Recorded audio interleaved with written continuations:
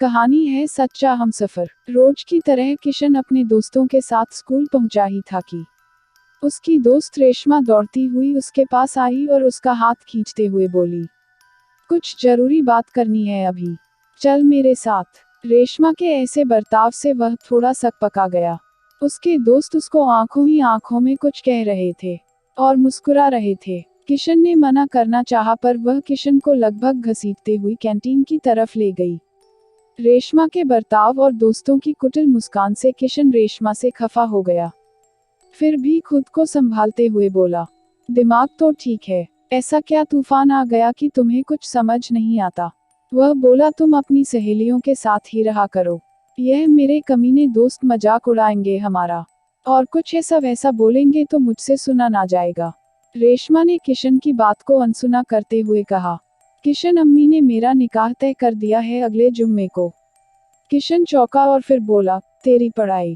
रेशमा बोली, पता नहीं। किशन जानता था कि दोनों के धर्म अलग हैं, वह कभी साथ नहीं हो पाएंगे, इसलिए उनका दूर होना ही दोनों परिवारों के लिए अच्छा है। वो ये भी जानता है कि दोनों एक दूसरे को बहुत पसंद करते हैं, लेकिन उसका अंजाम भी बहुत अच्छी तरह जानता था। इसलिए कुछ सोचते हुए वह बोला, चलो अच्छा है, कर लो निकाह। रेशमा ने एक थप्पड़ किशन के गाल पर मारा। क्या अच्छा है? मेरा निकाह होगा, पढ़ाई छूट जाएगी, स्कूल छूट जाएगा, मेरा सपना टूट जाएगा और किशन तू छूट जाएगा, और कहता है कि अच्छा है। किशन चुपचाप खड़ा रहा, उसके जुबान से एक भी शब्द नहीं निकला। गुस्से में किताबें फेंककर पैर पटकती हुई रेशमा वहां से चली गई। किशन और रेशमा बचपन के दोस्त थे। दोनों एक साथ एक ही स्कूल में पढ़ते, आना जाना खाना पीना सब साथ साथ। पर बढ़ती उम्र की दोस्ती को लोगों ने और ही नाम दे दिया। इसलिए जब ये बात रेशमा की मां के कानों तक पहुंची तो उन्होंने उसका निकाह कर देना ही ठीक समझा। इसके बाद दोनों की मुलाकात ना हुई। किशन निकाह में भी नहीं गया, पर उसने एक डायरी और पेन तोहफे में भिजवाए और उसके पन्ने पर लिखा था, तू हमेशा मेरे दिल में रहेगी, जब भी कभी तुझे जरूरत पड़े मुझे एक संदेशा भिजवा देना। डायरी में लिखी बात देखकर रेशमा रो पड़ी और बोली, नामुराद जब साथ देना था तब तो नहीं दिया, अब क्या देगा। और डायरी बंद कर अपने बक्से में डाल दी। बिन बाप की मासूम रेशमा का निकाह हो गया और वह अपनी ससुराल आ गई। उसका शौहर उससे 7 साल बड़ा था। ससुराल की तमाम रस्मों से थक हार रेशमा अपने पति का इंतजार करते करते सो गई। कुछ गिरने की आवाज से उसकी आंख खुली तो देखा उसका शौहर शराब के नशे में धुत गिरा पड़ा था। रेशमा कांप गई, उसे ऐसी उम्मीद ना थी। एक तो किशन से बिछड़ने का दुख, ऊपर से ऐसा पति। उसकी हिम्मत ना हुई कि वह उसे उठाए या उसके पास जाए। वह डरी सहमी से अपनी पलंग के नीचे चुपचाप पड़ी रही और रोते रोते सो गई। सुबह जब उसकी ननंद आई तो दरवाजा खुला और भाई को जमीन पर पड़े देख उसका पारा 7वें आसमान पर चढ़ गया। उसने शोर मचाकर पूरे घर को इकट्ठा कर लिया। सबने रेशमा को खूब खरी खोटी सुनाई। रेशमा सर झुकाए सबकी बातें सुनती रही। उसे समझ नहीं आया कि वह क्या करे। ऐसे ही उसे किशन की याद आती रही। मजाल था जो कोई उसके रहते उसकी तरफ देख भी लेता, पर यहाँ मजबूर थी। सारा दिन उसे किसी ने खाने पीने को भी नहीं पूछा। ताने अलग से मिलते रहे। अगले दिन उसका पति पूरे रौब के साथ आया और सोती रेशमा को उसने बालों से पकड़कर उठाया। रेशमा की चीख निकल पड़ी, पर हद तो तब हो गई जब किसी में यह भी ना जानने की कोशिश की कि हुआ क्या। शराब के नशे में धुत किसी वेश्या की तरह रेशमा को उसके अपने ही पति ने रौंद डाला। उसका तन मन दोनों घायल हो गया, पर किसी को इससे फर्क नहीं पड़ा। इस घर में रेशमा का जीवन किसी कैदी की तरह हो गया।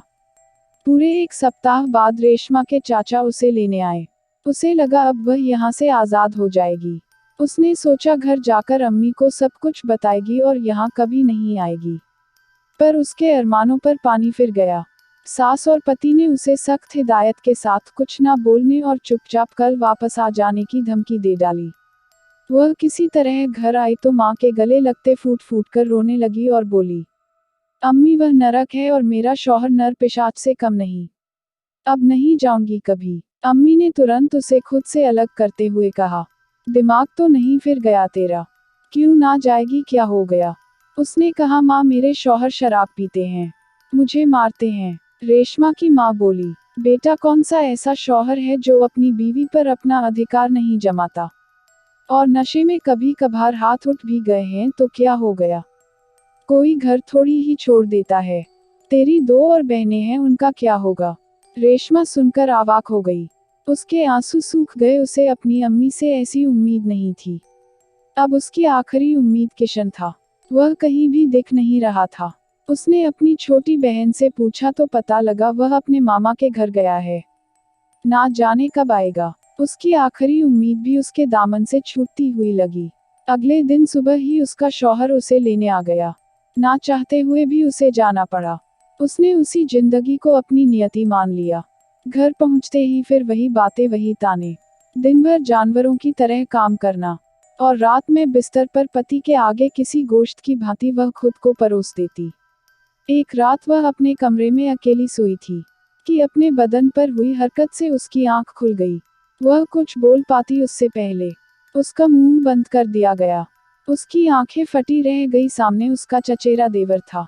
उसने पूरी ताकत से उसे धकेलना चाहा पर यातनाओं से जर्जर शरीर हार गया। अपनी वासना की भूख शांत कर वह दरिंदा विजयी मुस्कान के साथ बाहर चला गया।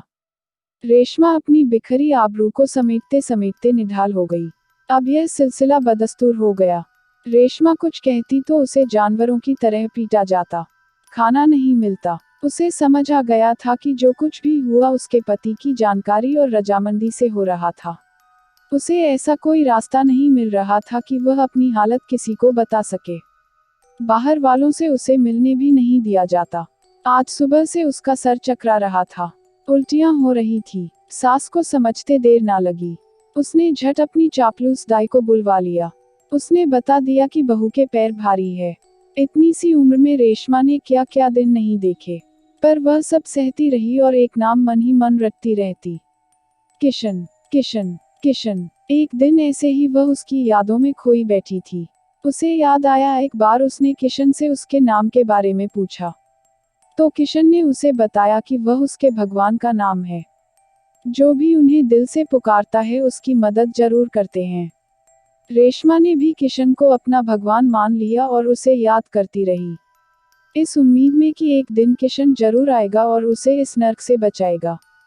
ससुराल वालों ने उसके घर वालों तक खबर पहुंचा दी कि वह गर्भवती है। रेशमा की अम्मी के खुशी का ठिकाना ना रहा। वह आने वाले मेहमान की तैयारी करने लगी। रेशमा को भी लगा कि शायद अब उसके हालात सुधर जाए, पर कुछ दिन बीते ही उस पर एक और पहाड़ टूट गया। उस पर चरित्रहीनता का नया इल्जाम लग गया। उसके शौहर ने बच्चे को अपना मानने से ही इनकार कर दिया। रोज रोज के अत्याचार और कच्ची उम्र के चलते रेशमा का गर्भपात हो गया और उसकी हालत बहुत खराब हो गई। उसकी हालत बिगड़ते देख उसके ससुराल वालों ने डरकर उसे उसके मायके पहुंचा दिया। जब रेशमा की अम्मी ने उसकी हालत देखी तो सुन्न रह गई। रेशमा की मां ने उससे बहुत पूछा पर वह बुत बनी रही। रेशमा की अम्मी उसकी ससुराल गई और उसकी हालत के बारे में पूछा तो उन लोगों ने उल्टा रेशमा पर ही तरह तरह के आरोप लगा दिए और उसे तलाक दे दिया। रेशमा की अम्मी पर पहाड़ टूट पड़ा। तलाकशुदा लड़की घर पर और इस हाल में। रेशमा तो जैसे टूट चुकी थी, उसके आंसू भी नहीं बहते। ना कुछ कहती है, बस उसकी आंखें किशन को खोजती रहती। रेशमा को अपने मायके में आए 15 दिन से ऊपर हो चुके थे। वह यूं गुमसुम बैठी रहती। आज भी वह बाहर बैठी थी। घर के बाहर कुछ बच्चे खेल रहे थे, उन्हीं को देख रही थी कि अचानक एक बच्चे के पैरों में चोट लग गई और वह रोने लगा। रेशमा ने उसे अपने पास बुलाया। उसके पैरों से खून बह रहा था और वह रो रहा था। रेशमा ने उसके पैरों पर दवा लगाकर पट्टी बांधी तो बच्चा उठकर खेलने जाने लगा। रेशमा ने उसे रोका। देखो अभी चोट ताज़ा है, मत खेलो, बहुत दर्द होगा। तो बच्चा बोला, दीदी चोट तो बाद में भी ठीक हो जाएगी, पर दर्द के डर से बैठ गया तो मैं हार जाऊंगा। इतना भी कमजोर नहीं हूं। और यह कहते हुए वह वापस खेलने चला गया। और रेशमा उसकी बातें सुनकर सोचने लगी कि वह क्या कह गया। थोड़ी देर में खेल खत्म हुआ और वह बच्चा जीत गया। रेशमा सारी रात उस बच्चे की बात सोचती रही। उसने खुद को उस बच्चे की जगह रखा और पाया कि वह भी तो घायल है और वह तो हार मान चुकी है। पर बच्चे की बातों ने उसके मन में साहस के बीज बो दिए थे। उसने निश्चय किया कि अब वह चुप नहीं बैठेगी। उसके साथ जो हुआ उसका प्रतिशोध लेगी और उन दरिंदों को सजा भी दिलवाएगी। उसने तय किया कि अब खुश रहेगी, अपने सपने पूरे करेगी और जिंदगी की जंग जीतकर एक नई मिसाल पेश करेगी। उसे याद आया किशन का तोहफा जो उसने निकाह पर दिया था। वह डायरी और पेन। उसने वादा किया था कि वह हमेशा उसकी मदद करेगा, हर मुश्किल में उसका साथ देगा। रेशमा ने उसी डायरी के पन्नों पर अपनी सारी आपबीती लिखी। आज उसका मन हल्का था और दिल में मजबूत इरादे। आज बड़े दिनों बाद वह सुकून से सोई थी। अगली सुबह रेशमा के जीवन की नई शुरुआत थी। अब उसे इंतजार था किशन का। उसने अपनी अम्मी से कहा, अम्मी मैं किशन के घर जाऊं, चाची जान से मिली बहुत वक्त हो गया। तो रेशमा की माँ ने सोचा वह परेशान है, शायद आने जाने से उसका मन बहल जाए। उन्होंने उसे इजाजत दे दी। वह किशन के घर पहुंची तो सबने उसका दिल से स्वागत किया। किशन की अम्मी ने तो उसे गले से लगा लिया। बातों बातों में किशन के बारे में पूछा तो उन्होंने बताया कि वह अपने मामा के घर गया है, 2 दिन बाद आ जाएगा। कुछ देर रहकर आ गई। 2 दिन बाद किशन अपने घर आया। उसकी माँ ने उसे रेशमा के आने की बात बताई तो वह उससे मिलने उसके घर गया। संयोगवश उस वक्त घर पर कोई नहीं था। किशन को देखते ही रेशमा का दिल किया वह किशन के गले लग जाए और अपनी हर तकलीफ उसे बताएं, पर वह ऐसा नहीं कर सकी। औपचारिक बातों के बाद किशन ने ही कहा, माँ कह रही थी तुम्हें मुझसे कुछ काम था। रेशमा बोली, किशन क्या तुम मेरा साथ दोगे? किशन ने बिना कोई सवाल किए कहा, हाँ। रेशमा ने भी चुपचाप डायरी किशन को थमा दी और बोली, इसे पढ़ना और कल तक जवाब देना क्या करना है। थोड़ी देर बाद किशन घर आ गया और आते ही उसने डायरी पढ़नी शुरू की तो उसकी आंखों से आंसू बहने लगे। रेशमा का दर्द उन पन्नों पर जीवंत हो उठे थे। उसका मन गुस्से और दर्द से भर उठा। उससे रात बीतने का भी इंतजार नहीं हो रहा था। उसे लगा कि वह अभी जाकर रेशमा को गले लगा ले और कहे, बस रेशमा अब नहीं। आज उसे उस दिन के लिए भी पछतावा हो रहा था जब रेशमा अपनी शादी की खबर लेकर उसके पास आई थी और उसने उसे कहा कि वो शादी कर ले। उसने तय कर लिया कि वह रेशमा का साथ देगा, चाहे कोई कुछ भी कहे। अगले दिन ही वह रेशमा के घर जा पहुंचा। उसने रेशमा को एक थैला दिया। रेशमा ने पूछा, इसमें क्या है? तो किशन ने कहा, रेशमा वहीं से शुरू करते हैं जहां से छोड़ा था। तुम्हारी किताबें। उस दिन तुम गुस्से में उन्हें वहीं फेंक कर चली गई थी और मैंने तुम्हारी याद के रूप में इसे संभाल कर अब तक अपने पास रख लिया था। उन्हें देखकर रेशमा कुछ पलों के लिए भावुक हो गई। वह समझ गई कि उसे क्या करना है। किशन का साथ पाकर उसका मनोबल और भी ऊंचा हो गया था। उसने तय किया कि वह आगे की पढ़ाई पूरी करेगी। आज वह बहुत खुश थी। रेशमा की माँ ने उसे खुश देखा तो उनकी आंखें भर आई। रेशमा के पास आकर और उसे सीने से लगा लिया और बोली, मेरी बच्ची मुझे माफ कर दे, तेरी इस हालत के लिए मैं ही जिम्मेदार हूँ। पढ़ने खेलने की उम्र में तेरी शादी कर दी। तुझ पर जुल्म हुए तो तुझे समझने की बजाय तुझे उस नर्क में वापस भेज दिया। रेशमा बोली, आप दुखी ना हो, मैं उसे बाहर आ चुकी हूँ और आपकी दुआ से जल्दी ही उन सबको उनके किए की सजा भी दिलवा दूंगी। किशन को आंखों से धन्यवाद देते हुए उसकी माँ हाथ जोड़ने लगी तो उसने कहा, नहीं चाची, हाथ मत जोड़ो, दुआ करो। उन्होंने किशन और रेशमा दोनों को गले से लगा लिया। रेशमा ने कुछ दिनों बाद दूरस्थ शिक्षा के माध्यम से 12वीं में दाखिला ले लिया और सरकार द्वारा महिलाओं के लिए चलाए जा रहे एक कार्यक्रम के अंतर्गत सॉफ्ट टॉयज बनाने का प्रशिक्षण भी लेने लगी। लेकिन उसकी खुशी लोगों से बर्दाश्त ना हुई। मोहल्ले के लोगों ने फिर से किशन और रेशमा के रिश्ते पर सवाल उठाने शुरू किए। यहाँ तक कि उसकी शादी टूटने के लिए भी रेशमा को ही जिम्मेदार ठहराने लगे।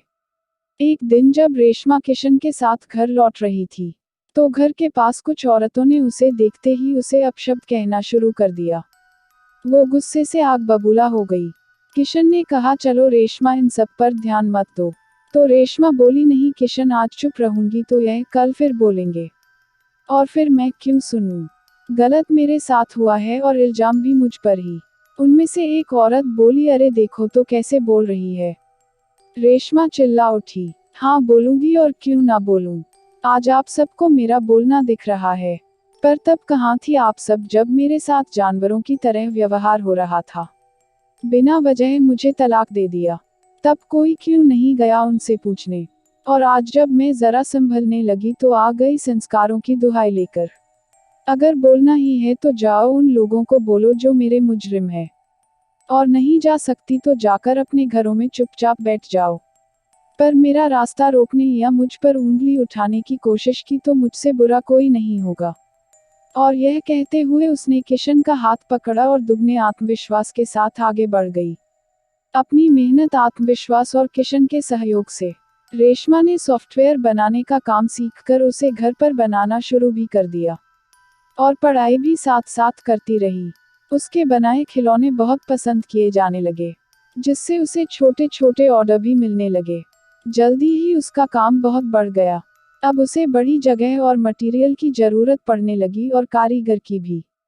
किशन ने उसे बैंक से लोन दिलाकर उसकी यह समस्या दूर कर दी। उसका छोटा सा कारखाना खुल गया। उसकी बहनों ने भी पढ़ाई के साथ साथ उसके काम में हाथ बटाना शुरू कर दिया। इधर रेशमा ने धीरे धीरे पढ़ाई पूरी कर ली और अपने काम को दिन दूना रात चौगुना बढ़ाती गई। एक शाम वह किशन के साथ अपने कारखाने पर थी। तभी उसका पति अपनी माँ के साथ आ गया। उसने शायद शराब भी पी रखी थी। किशन को देखते ही रेशमा को गालियां देना शुरू कर दी और उस पर तरह तरह के आरोप लगाने शुरू कर दिए। रेशमा ने भी उसे आड़े हाथों लेते हुए उसके प्रत्येक आरोप का जवाब देना शुरू कर दिया।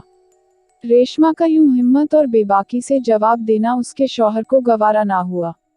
उसने रेशमा पर हाथ उठाना चाहा, तभी किशन बीच में आ गया। तो उसने कहा, तुम कौन होते हो इसके मामले में दखल देने वाले?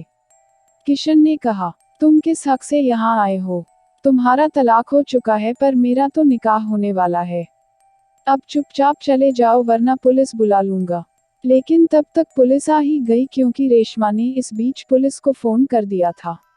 उसने पुलिस को सारी पुरानी बातें बताएं तो पुलिस ने उसे कहा कि आप चिंता मत करो, अब इन सबको सजा जरूर मिलेगी, और उसे पुलिस पकड़ कर ले गई।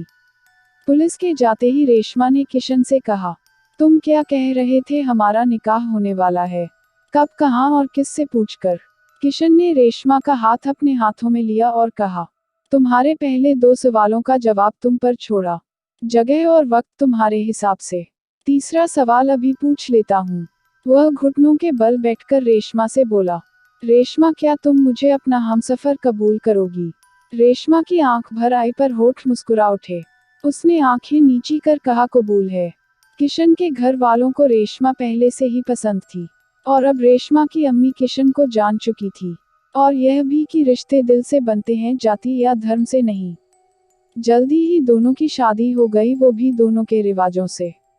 रेशमा की जिंदगी में खुशियां आ चुकी थी। उसके हौसलों के आगे दुखों ने अपना रास्ता बदल दिया। अगर आपको कहानी पसंद आए तो लाइक और शेयर कीजिए और चैनल को सब्सक्राइब करना मत भूलिए।